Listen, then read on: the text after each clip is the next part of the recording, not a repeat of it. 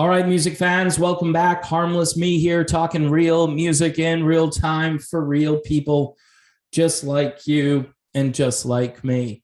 The rock media, along with Lindsey Buckingham, continues to string Fleetwood Mac fans along, hoping for a reunion. Yet another article out there, which is supposed to be talking about Lindsey's solo album, which came out last fall. By the way, incredible album. Lindsey Buckingham is somewhat restrained. That's where he's best, in my opinion. I know some of the people like when he goes completely off the reservation and does some strange stuff. I'm all for Lindsey Buckingham making really good pop and rock songs and then shredding on his guitar. The only person who plays guitar really like that is Lindsey Buckingham. So I want to hear his guitar work. I want to hear these great songs. And he really delivered on that album. Yet another missed opportunity for the corporate franchise known as Fleetwood Mac. By the way, it seems like everybody is selling their catalogs today. I was reading a whole bunch of other people out there I've sold my catalog. I think it was David Coverdale. I mean, and obviously Lindsey and Stevie Nicks, they've both unloaded their catalog.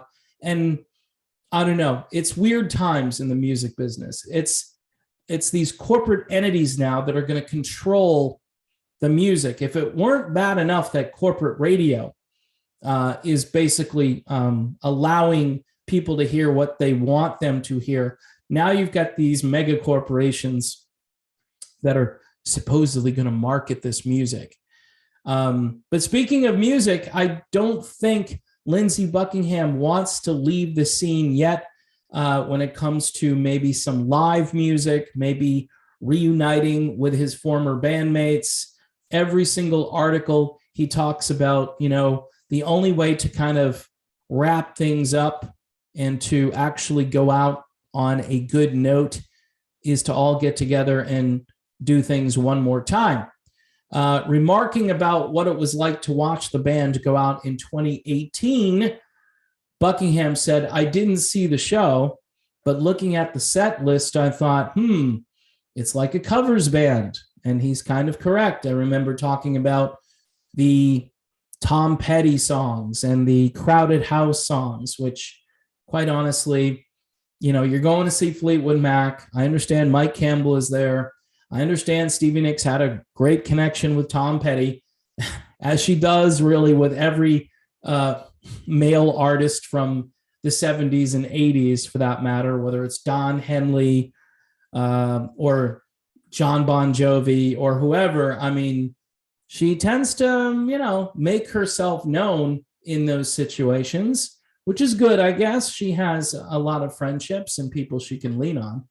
The point being here is that every time there's an article written about Lindsey and his latest album, there are always going to be questions about Fleetwood Mac, and Lindsey Buckingham doesn't deflect those questions. He basically answers them, and then he leaves something on the table like, okay, it's up to those guys. And really, when he says those guys, it's really up to Stevie Nicks, because I think he's made amends with Mick Fleetwood, and obviously Christine McVie was always there for Lindsey Buckingham. Not sure where John McVie is with anybody.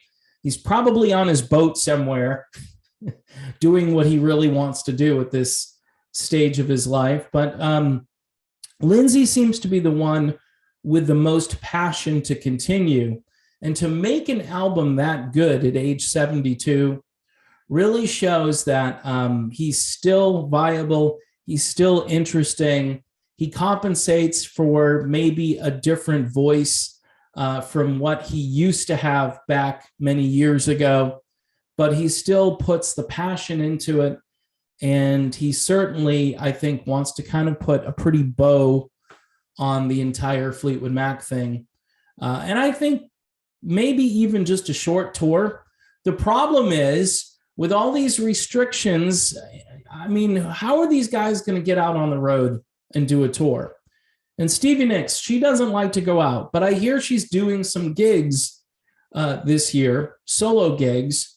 So my guess is if she can do a solo gig, then I don't know why she couldn't be a part of Fleetwood Mac, but everybody is getting pretty old, and I think you've got to do this soon. Christine McVie, I think, is 77. Of course, I do get ages wrong, and I apologize for that. I mean, this is off the top of my head. I messed up on the Steve Perry the other day. I said he was going to be 75. He's only going to be 73. Okay, and that was a big mistake on my part to make Steve Perry older than he actually is. But in any event, all of these people are getting older. Nobody's coming along to replace what they did. Nobody's coming along to substitute for what they did. I haven't heard of Mick Fleetwood assembling a new version of Fleetwood Mac with completely new membership. Haven't heard any of that. There are bands, I think, that are plotting to do that, and then they can step aside and enjoy their retirement and still rake in the revenue from all of their hard work and having their brand out there.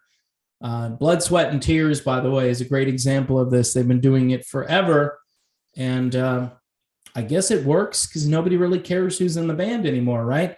In some of these bands, though, it's going to be tough. How do you replace Lindsey Buckingham? How do you replace Stevie Nicks? How do you replace Christine McVie and even Mick Fleetwood?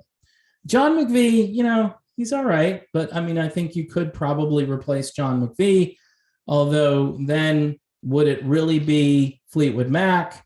Well, I think it would be because you can use Christine McVie.